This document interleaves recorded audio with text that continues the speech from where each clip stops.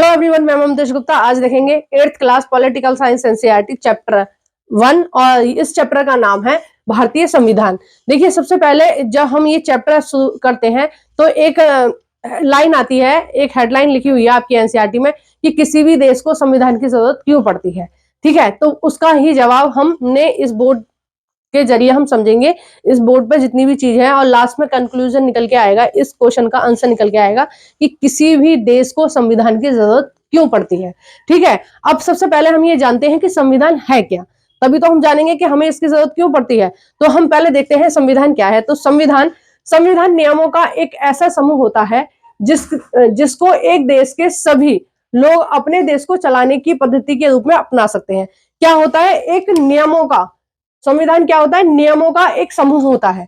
ठीक है, यानी कि संविधान क्या है? संविधान है रूल बुक, भारत की रूल बुक है। यानी कि भारत देश को चलाने के लिए किन जो नियम बनाए गए हैं, उन नियमों को किस में लिखा गया है? संविधान में लिखा गया है।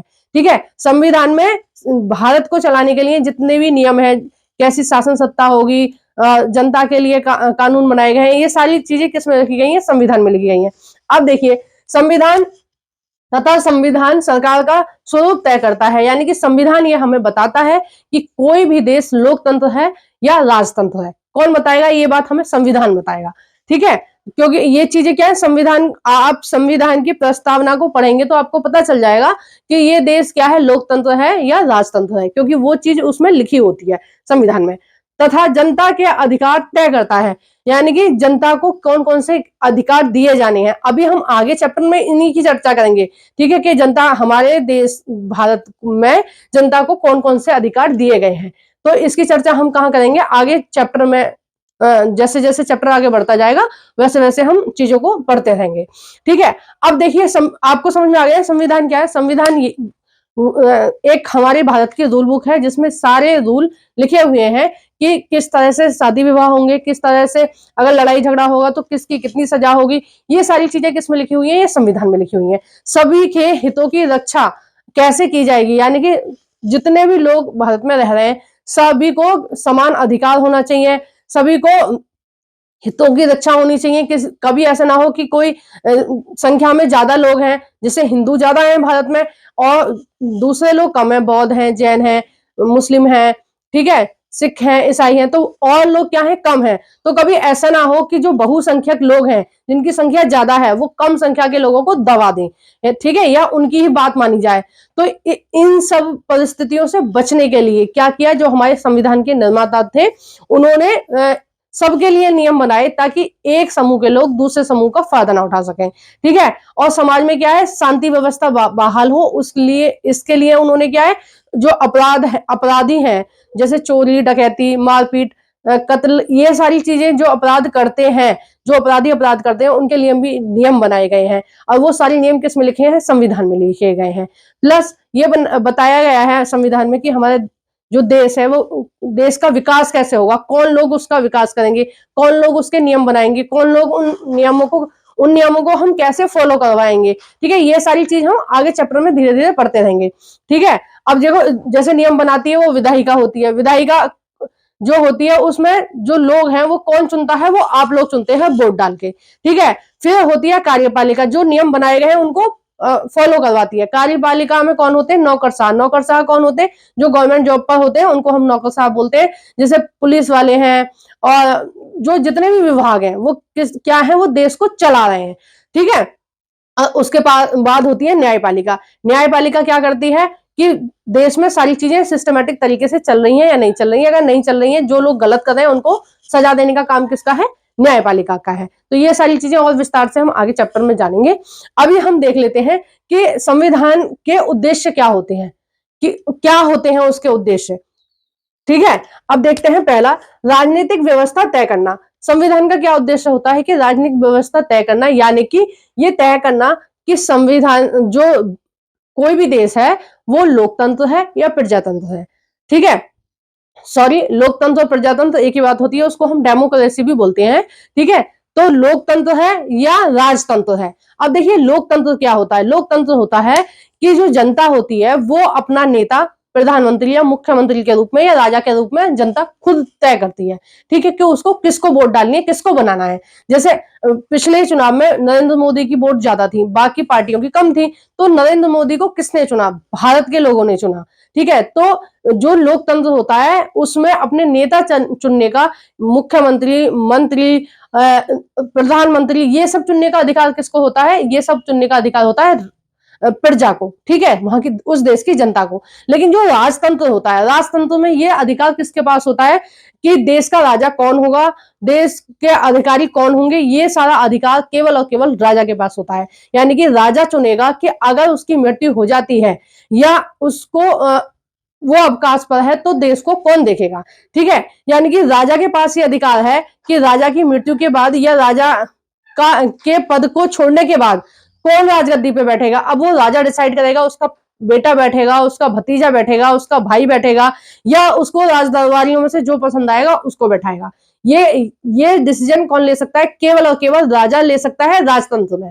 ठीक है, किस में ले सकता है? राजतंत्र में ले सकता है, मोनार्की में ले सकता है। लेकिन जो डेमोक्रेसी होती है, जो लोकतंत्र होता है, उसमें ये अधिकार किसके पास होता है? जनता के पास होता है। आप लोगों के पास है ये अधिकार। ठीक है, आप जिसको अपनी वोट देंगे वही व्यक्ति जीतेगा, है ना। तो आपको समझ में आ गया राजतंत्र और लोकतंत्र क्या है। अब देखिए, ये चीज कौन तय करता है? ये संविधान तय करता है। राजनीतिक व्यवस्था कौन तय करता है? संविधान। तो संविधान में ये चीज लिखी होती है कि कोई भी देश लोकतंत्र है या राजतंत्र है। अब देखिए, एक कहानी इसमें दी हुई है आपके एनसीईआरटी में, कि जो हमारा पड़ोसी देश है नेपाल, नेपाल की कहानी दी हुई है, नेपाल के राजतंत्र की कहानी दी हुई है कि नेपाल में क्या हुआ। 1990 में एक आंदोलन उभर के आया और उस आंदोलन में ये हुआ कि जिस तरह से भारत एक लोकतंत्र देश है, हमें भी नेपाल को क्या बनाना है? एक लोकतंत्र देश बनाना है। तो उस समय के जो राजा थे वो थे ज्ञानेंद्र सिंह। तो जो ज्ञानेंद्र थे उनको मतलब जो आंदोलनकारी थे उन्होंने राजा ज्ञानेंद्र को हटाकर और लोकतंत्र की स्थापना की शुरुआत की। ठीक है, लेकिन उस समय क्या था, जो राजा था उसके पास कुछ शक्तियां थी। ठीक है, चुनाव हो रहे थे लेकिन राजा के पास भी कुछ शक्तियां थी, यानी कि पूरी तरह से लोकतंत्र नहीं था, है ना। पूरी तरह से लोकतंत्र नहीं था, कुछ शक्तियां राजा के पास रह गई थी। और ये लगभग 12 साल तक ये इस तरह का लोकतंत्र चला कि चुनाव हो रहे थे लेकिन राजा के पास भी कुछ शक्तियां थी। जैसे ब्रिटेन में है कि ब्रिटेन में जो राजा है वो क्या होता है? वंशानुक्रत होता है। ठीक है, राजा का बेटा राजा, राजा के बेटा राजा, इस तरह से होता है। लेकिन वहां पर क्या है? संसद भी है, और जो कुछ लोग क्या है चुन के आते हैं, प्रधानमंत्री है, मंत्री है, ये सब कौन चुनता है? ये वहां की जनता चुनती है। तो इस तरह से कुछ व्यवस्था रही होगी नेपाल में कि कुछ जो अधिकार थे वो राजा के पास अब भी सुरक्षित थे और चुनाव भी हो रहे थे। तो ये जो व्यवस्था थी ये 90 से 2002 तक चली, यानी कि 12 साल ये व्यवस्था यहाँ पर चली। ठीक है, उसके बाद क्या हुआ? 2002 में जो माओवादी थे, माओवादी कौन थे? माओवादी गरीबों का समर्थन करते थे। ठीक है, और माओवादियों ने ही आंदोलन किया था बहुत बड़ी मात्रा में 1990 में कि देश को लोकतंत्र बनाने के लिए। लेकिन जो माओवादियों की जो गलत नीति ये है कि वो केवल और केवल गरीबों के बारे में सोचते हैं। ठीक है, जबकि जो कोई भी देश होता है उसमें हर तरीके के लोग होते हैं, गरीब भी होते हैं, अमीर भी होते हैं, सब तरीका के होते हैं। लेकिन जो माओवादी होते हैं, जो माओवादियों की सोच क्या है कि जो अमीर लोग हैं वो दुश्मन है गरीबों के। देखो, सारे अमीर लोग गलत नहीं हो सकते। ठीक है, किसी भी समुदाय के लिए आप ये नहीं कह सकते ये सारे ही गलत है। कुछ लोग अच्छे भी होते हैं, कुछ लोग बुरे भी होते हैं। तो ये चीज तो आपको ध्यान में रखनी पड़ेगी। तो माओवादी क्या कर रहे थे कि वो गरीबों को समर्थन करते थे और जो अमीर लोग होते थे, जो पैसे वाले लोग होते थे, उनका बहिष्कार करते थे। तो 2002 में क्या हुआ कि आपस में झगड़ा इतना, मतलब माओवादियों का प्रभाव इतना ज्यादा हो गया गांवों पर कि लोगों में क्या है, हिंसा फैल गई। ठीक है, तो हिंसा होने लगी, आपस में मन मुटाव होने लगे। तो इस चीज को देखकर देश में जब गड़बड़ी सी शुरू हो गई तो जो राजा थे ज्ञानेंद्र, उन्होंने क्या किया, अपनी सत्ता धीरे धीरे बढ़ानी शुरू कर दी और उन्होंने हस्तक्षेप करना शुरू कर दिया इस नाम पर कि जो माओवादी हैं उनसे हम देश को बचाने की कोशिश कर रहे हैं। तो कुछ लोगों ने ज्ञानेंद्र का समर्थन किया और ज्ञानेंद्र क्या हुआ, धीरे धीरे सत्ता में आता रहा और 2005 में वो पूरी तरह से उसने क्या किया, अपना होल्ड कर लिया नेपाल पर। तो नेपाल दोबारा एक कौन सा बन गया, राजतंत्र बन गया। ठीक है, अब 2005 में वो पूरी तरह से राजतंत्र बन गया दोबारा। ठीक है, वहां पे चुनाव वगैरह व्यवस्था खत्म हो गई और राजा ने अपना होल्ड कर लिया वहां पर। अब देखो 2005 में क्या हुआ, जो और राजनीतिक पार्टी थी, क्योंकि सब तो खुश नहीं थे कि दोबारा से राजतंत्र क्यों बन गया, हमने तो बहुत इसके लिए आंदोलन करा, ये सब करा, और दोबारा से ये सारी मेहनत खराब हो गई लोकतंत्र की।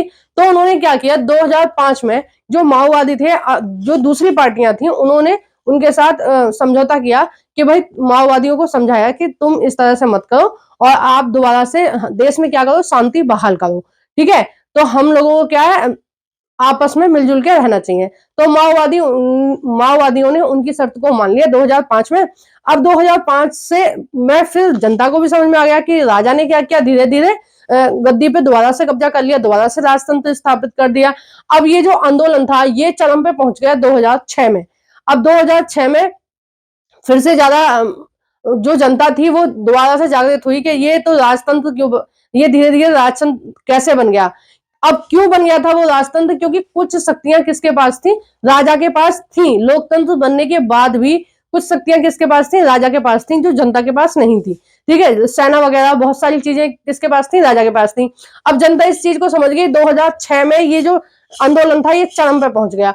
अब 2006 में उन्होंने क्या किया कि 2006 से आंदोलन चलता रहा और 2008 में राजा को पूरी तरह से सत्ता में से हटाकर और उन्होंने लोकतंत्र की स्थापना कर दी 2008 में, ठीक है। अभी बहुत ज्यादा पुरानी बात नहीं है, अभी रिसेंटली की बात है।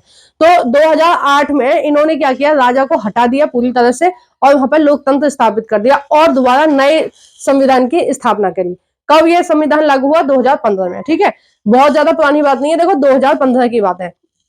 तो 2015 में क्या किया, इन्होंने दोबारा से नया संविधान बनाया और 2015 में लागू किया। तो देखो इनको भी काफी टाइम लग गया, 2008 से 2015, ठीक है, 7 साल लग गए संविधान बनाने में।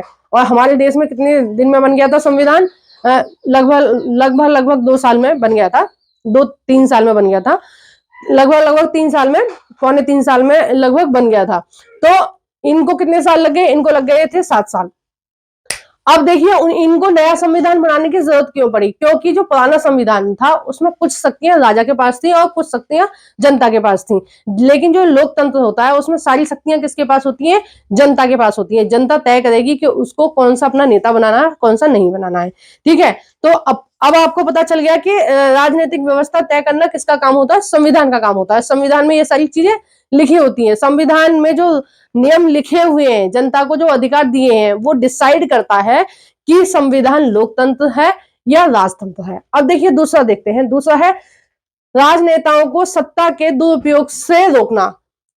कि अब देखिए जो जनता ने चुनकर भेज दिया किसी भी उसको नेता को, अब वो क्या कर सकता है, वो जनता का दुरुपयोग कर सकता है। तो इससे बचाने के लिए भी संविधान में क्या होने चाहिए, नियम होने चाहिए, जो हमारे भारतीय संविधान में है। देखो आपकी एनसीईआरटी में एक उदाहरण दिया हुआ है कि एक टीचर है, वो बच्चों को कुछ काम देकर बाहर चली गई और एक बच्चे को उसने मॉनिटर बना दिया। देखो आप लोग भी पढ़े हो तो बहुत होता है ये क्लास में, जो मॉनिटर होता है वो उससे अपनी भड़ास निकालता है जो उसका दुश्मन होता है। यानी कि किसी का नाम वो बोर्ड पर लिखे ना लिखे, लेकिन अपने दुश्मन का नाम जरूर लिखता है ना। आपके साथ भी हुआ होगा।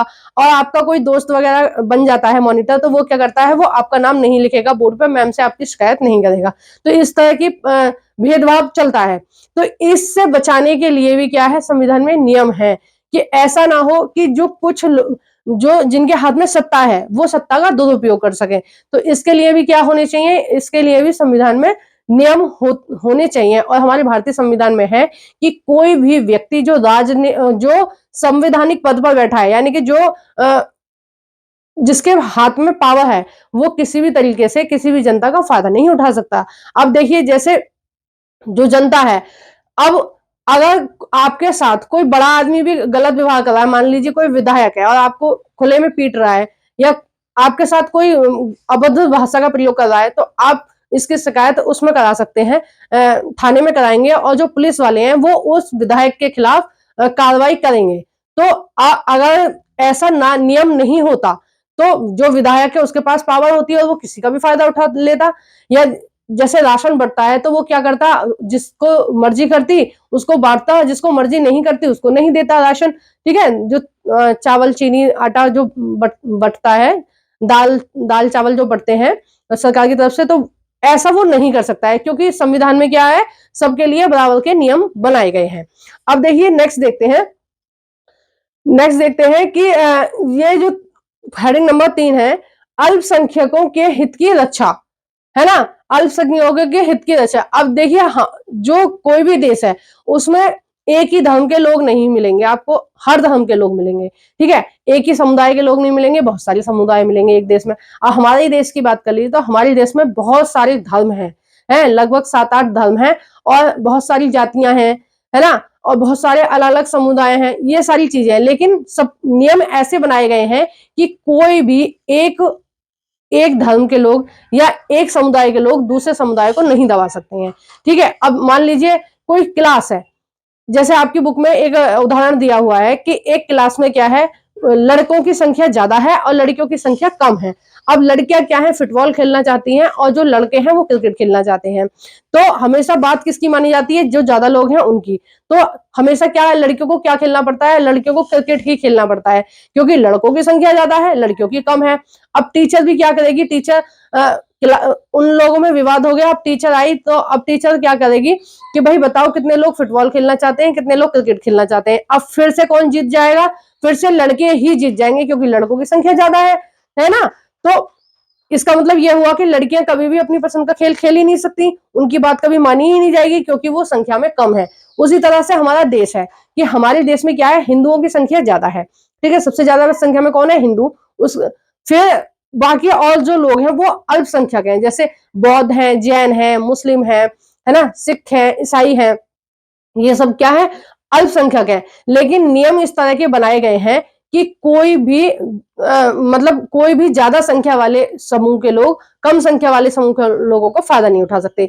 इसीलिए जो संविधान है उसमें आरक्षण की व्यवस्था की गई है कि ताकि शासन सत्ता में सभी की भागीदारी हो सके, ठीक है। आरक्षण का मेन कारण क्या है, यही है कि जो शासन सत्ता है उसमें सबकी भागीदारी हो। अगर इस तरह का आरक्षण ना दिया हो तो केवल और केवल किसके प्रत्याशी जीत कर आएंगे, केवल और केवल हिंदुओं के जीत के आएंगे, ठीक है, क्योंकि हिंदुओं की संख्या ज्यादा है, बाकी जो धर्म के लोग हैं उनकी संख्या कम है, ठीक है।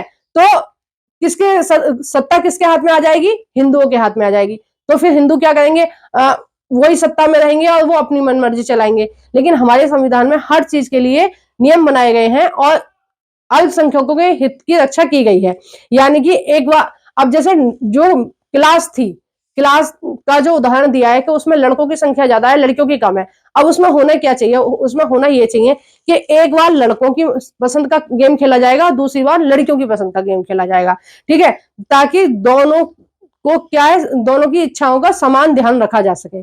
उसी तरह से भारत में हमारे देश में क्या किया गया है कि जो प्रत्याशी चुन के जाते हैं वो इस तरह से चुन के जाते हैं कि एक बार ये इस कम्युनिटी के चुने जाएंगे, एक बार इसके चुने जाएंगे, ठीक है। कभी सीट क्या ओबीसी में होती है, कभी जनरल में होती है, वो इसीलिए होती है ताकि जो शासन सत्ता है उसमें सबकी भागीदारी हो, उसमें जनरल की भी हो, यानी कि जो जनरल में जाति आती है उनकी भी हो, जो अल्पसंख्यक है उनकी भी हो, और मतलब दूसरे दूसरे लोगों को भी मौका दिया जाए, ताकि कोई भी जो बड़ा समूह है वो छोटे समूह को ना दबा सके, या बड़े समूह के लोग एक ही समूह के लोग जो थोड़े ज्यादा प्रभावशाली हैं वो कम प्रभावशाली लोगों को ना दबा सके, ठीक है। तो ये सारी चीजें हितों की रक्षा कौन करता है, ये सबका रक्षा करता है संविधान, ठीक है। इसीलिए हमारे संविधान में जो अल्पसंख्यक हैं उनको आरक्षण की व्यवस्था दी गई है, ताकि उनका शोषण ना हो सके, या फिर ऐसा ना हो कि उनकी इच्छा की बात ही ना मानी जा सके, ठीक है।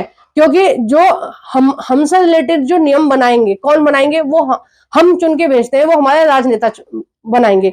अगर कोई कम्युनिटी संख्या में कम है, ठीक है, अब मान लीजिए जो यूपी है उसमें क्या है, ईसाई कम है, ठीक है, लेकिन अगर ऐसा हो कि ईसाइयों को मतलब ईसाइयों की कोई सुने ही नहीं है, उनके बारे में कोई सोचे ही नहीं, तो फिर वो विद्रोह करेंगे कि भाई उनकी बात नहीं मानी जा रही, उनके हिसाब से नियम नहीं बनाए जा रहे। इसलिए क्या होता है कि जो नियम है वो इस तरह से बनाए गए हैं कि कोई भी आदमी जो संख्या में कम है उसका शोषण ना हो सके, या उसकी ऐसा ना हो कि उसकी बात ना मानी जाए, ठीक है। तो संविधान क्या है, सबके हितों की रक्षा करता है, अल्पसंख्यकों के भी हित की रक्षा करता है। नेक्स्ट है ऑप्शन 4, हेडिंग 4 है कि हम खुद को अपने आप से बचा सकें। संविधान का ये उद्देश्य होता है कि हम खुद को अपने आप से बचा सके। आप सोचेंगे ये क्या बात हुई कि हम खुद को अपने आप से बचा सके। इसका मतलब ये है कि कुछ लोग ये समझते हैं कि जो लोकतंत्र है वो बेकार है। कैसे कि बार बार आ रही है सरकार, बार बार जा रही है। मान लो मोदी सरकार ने कोई योजना शुरू करी, ठीक है, अब बाद में कौन सी राहुल गांधी जी की सरकार आ गई तो वो उन योजनाओं को खत्म कर देगी और अपनी योजनाओं को लागू करेगी। तो जो प्रधानमंत्री ने जो नरेंद्र मोदी ने जो योजनाएं स्टार्ट की थी, एक मिनट, जो योजनाएं स्टार्ट की थी, एक मिनट,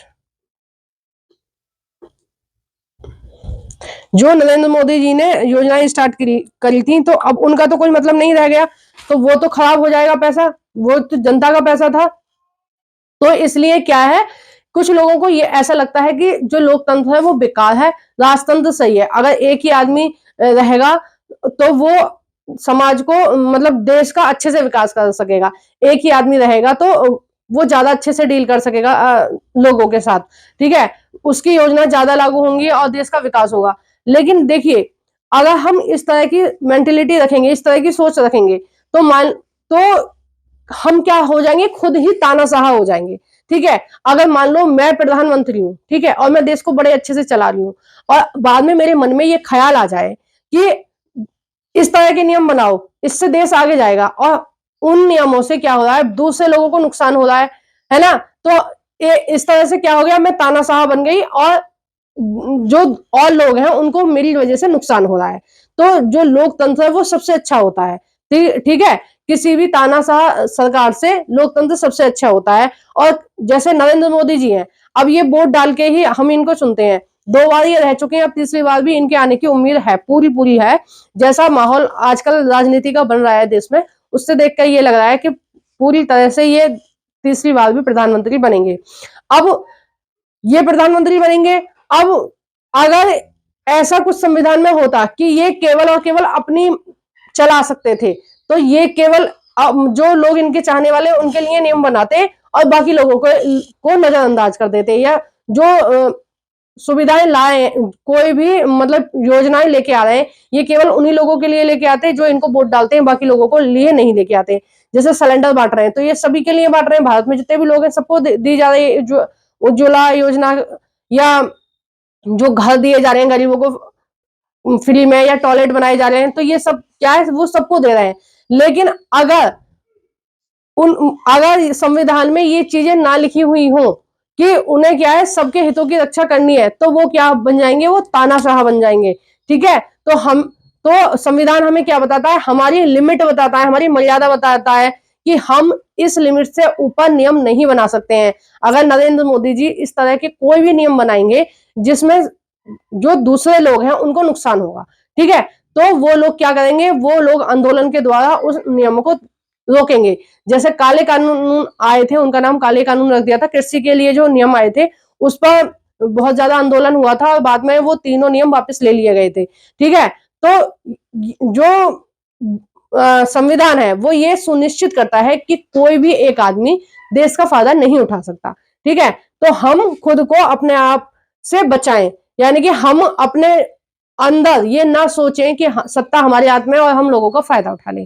ठीक है, तो इस तरह से क्या है, जो नियम है वो हमें हमारी मर्यादा बताते हैं कि हम मतलब बाकी लोगों के साथ गलत नहीं कर सकते हैं। ये सारे नियम किस में लिखे गए हैं, ये संविधान में लिखे गए हैं। इसलिए हमारे संविधान में आंदोलन करने की छूट दी गई है कि लोग जो हैं अगर किसी भी नियम से या किसी बात से परेशान हैं तो वो अपने शांतिपूर्ण तरीके से आंदोलन कर सकते हैं, अपनी बात को रख सकते हैं कि भाई इस तरह के नियम मत बनाओ। ठीक है, तो ये आंदोलन का जो व्यवस्था दी गई है संविधान में, हमें दी गई है कि हम अगर हमें कोई चीज अच्छी नहीं लगी तो हम क्या कर रहे हैं, आंदोलन के द्वारा उस चीज को, अपनी बात को रख सकते हैं और अपनी बात को मनवा भी सकते हैं। जैसे कि कृषि के जो कानून थे वो वापस हो गए थे, अभी कुछ ट्रैफिक से संबंधित रूल रेगुलेशन लागू हुए हैं, संविधान में संशोधन किया गया है, तो उसके ऊपर भी क्या है, आंदोलन चल रहा है कि इन्होंने जो नियम है वो ज्यादा कड़े बना दिए हैं, इतने कड़े नहीं होने चाहिए। ठीक है, तो उसके ऊपर भी आंदोलन चल रहा है। अब देखते हैं आंदोलन कहां तक पहुंचता है, सरकार कितना मानती है उन बातों को, और सरकार ठीक है या जो आंदोलन कर रहे हैं वो लोग ठीक है। जो ट्रक के जो मालिक हैं, जो ट्रक ड्राइवर हैं, वो क्या कर रहे हैं, वो आंदोलन कर रहे हैं क्योंकि उनको लग रहा है कि नियम गलत बनाए गए हैं। तो ये वाली चीज है, इसलिए जो संविधान के कोई भी लोग मतलब कोई भी लोग हैं जो शासन सत्ता में हैं, वो जनता का फायदा नहीं उठा सकते हैं। तो देखिए अब आपको पता चल गया होगा कि हमें संविधान की जरूरत क्यों पड़ी। हमें संविधान की जरूरत इसलिए पड़ी कि इन सारी चीज जो है, इन सब से जनता का किसी भी तरह से शोषण ना हो सके, फायदा ना उठाया जा सके। तो ये सारी चीजें संविधान में लिखी होती हैं कि राजनीतिक स्वरूप कैसा होगा, वो लोकतंत्र है या राजतंत्र है, कोई भी जो राजनेता है वो सत्ता का दुरुपयोग नहीं कर सकता, अल्पसंख्यकों के हितों की रक्षा की जाएगी, ठीक है, और हम खुद को अपने आप से बचा सकें। तो ये सारी चीज किस उस समय जो कांग्रेस थी, उस समय जो स्वतंत्रता संग्राम के लिए कांग्रेस लड़ रही थी, ये सारी चीजें उसके दिमाग में थी, कांग्रेस के दिमाग में। इसीलिए जो कांग्रेस उस टाइम 1934 में जो कांग्रेस थी, 1934 में भारतीय राष्ट्रीय कांग्रेस ने संविधान सभा के गठन की मांग की। यानी कि जो कांग्रेस थी उस समय ये चाहती थी कि संविधान का निर्माण बनाया जाए, किया जाए, और जो संविधान होगा वो किस तरह होगा। तो ये सारी प्लानिंग पहले से, मतलब देश आजाद होने से पहले ही जो कांग्रेस थी वो कर रही थी। देखो 1934 से ही वो क्या प्लानिंग कर रही थी कि हमारा संविधान किस तरह से हो, क्योंकि उन्होंने मांग की यहाँ पर कि भारतीय संविधान सभा के गठन की मांग की, ठीक है। अब देखो दिसंबर 1946 में जब हमारा देश आजाद हो रहा था, तब 1946 में क्या किया, एक सभा का गठन किया, संविधान सभा का गठन किया, और जो संविधान है वो देखो बहुत बड़ा है। अब अगर हम नेपाल की बात करें तो वहां पर कितने साल लग गए, वहां पर 7 साल लग गए एक संविधान को बनाने में, है, और हमारे यहाँ 2 साल 11 महीने लगे थे संविधान को बनाने में। तो जो हमारे देश के संविधान निर्माता है, उन्होंने दिसंबर 1946 में, ठीक है, पहली बैठक हुई थी दिसंबर 1946 में, और जो अंतिम बैठक थी वो हुई थी नवंबर 1949 में। यानी कि मतलब 2 साल 11 महीने में इन्होंने क्या किया, संविधान का निर्माण किया, के बीच संविधान बनकर तैयार हो गया। अब देखिए आगे के संविधान में किस तरह के नियम हैं, ठीक है, और 1 मिनट में आपको पढ़ के बता देती हूँ, 1 मिनट। हाँ, संविधान मुख्य लक्षण, ये हम ना नेक्स्ट चैप्टर में पढ़ेंगे, और जो सॉरी नेक्स्ट पार्ट में पढ़ेंगे, नेक्स्ट चैप्टर में नहीं, नेक्स्ट पार्ट में पढ़ेंगे, क्योंकि वीडियो लंबी हो जाती है, फिर आप लोग देखने में भी आप लोगों को दिक्कत होती है, और मुझे अपलोडिंग करने में भी दिक्कत होती है। तो देखिए ये सारा हम कल डिस्कस करेंगे। और अगर आपको मेरी वीडियो अच्छी लगी है तो प्लीज मेरी वीडियो को लाइक कर देना, और जो भी आपको कोई भी क्वेरी है या आपको मेरी वीडियो कैसी लगी है, आप प्लीज कमेंट बॉक्स में बताना। कोई भी कमी आपको लगती है तो प्लीज आप कमेंट कीजिए, मैं उसको सुधार करने की कोशिश करूंगी, और नेक्स्ट टाइम और बेटर आपको वीडियो में दूंगी, अब और बेटर मैं आपको कंटेंट दूंगी। और जो भी फ्रेंड आपके फ्री में एनसीईआरटी पढ़ना चाहते हैं, उन फ्रेंडों के साथ इस वीडियो को जरूर से शेयर कर देना। और देखिए ये जो साइड में मैंने जितनी भी प्लेलिस्ट लगाई हुई है, ये सारी मैंने खुद पढ़ाई है, तो प्लीज आप मेरे चैनल पर विजिट करके एक बार इन प्लेलिस्टों को भी देख लीजिए। अगर आपको काम की ना लगे तो कोई बात नहीं, लेकिन एक बार 2-3 मिनट खर्च करके प्लीज इन प्लेलिस्टों को देख लीजिए। और जो भी फ्रेंड आपके इस तरह के वीडियोस देखना चाहते हैं, उनके साथ प्लीज मेरे इस वीडियो को शेयर कर देना। Thank you for watching everyone.